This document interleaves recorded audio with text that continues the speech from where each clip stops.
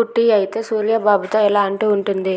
అయితే ఇప్పుడు జ్యోతమ్మ ఆరోగ్యం నయం అవటానికి పరిష్కారం లేదంటారా సూర్యబాబు అని చెప్పి అడుగుతూ ఉంటే, ఉంది కుట్టి.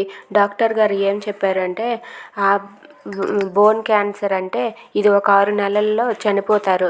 కానీ ఒక నెలలో కానీ ట్రీట్మెంట్ జరిగితే ఖచ్చితంగా బతుకుతారు. అది ఎవరంటే తన బ్లడ్ రిలేషన్ కలిగి ఉన్న వాళ్ళు మాత్రమే.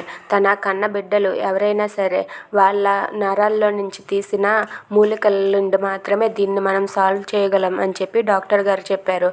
అంటే ఇప్పుడు మనకి ఉన్నది జీవన మాత్రమే. జీవనాన్ని రేపు టెస్టులకు తీసుకుని రమ్మన్నారు. ఇదంతా నెల రోజుల్లోనే జరిగిపోవాలి.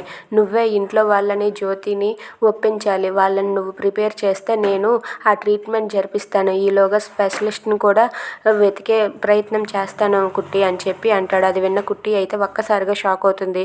ఇప్పుడు అక్కడ ఉన్న జీవన కాదు కదా, నేనే కదా అసలు జీవనకి టెస్టులు చేస్తే తన జీవన కాదు అని తేలిపోతుంది.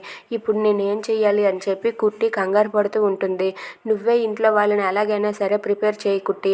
ఈలోపు నేను జీవనాన్ని తీసుకుని వెళ్ళి టెస్టులు చేయించుతాను అని చెప్పి సూర్యబాబు అంటాడు. అది విన్న కుట్టి అయితే ఇప్పుడు ఏం చేయాలి, ఎలాగైనా సరే జ్యోతమ్మకు నేనే జీవనాని అని తెలియకూడదు.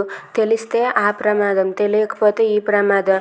ఈ దేవుడేంటి నన్ను ఈ ఇరకాటంలో పడేశారని చెప్పి కుట్టి అనుకుంటూ ఉంటుంది. Thanks for watching friends. Please subscribe.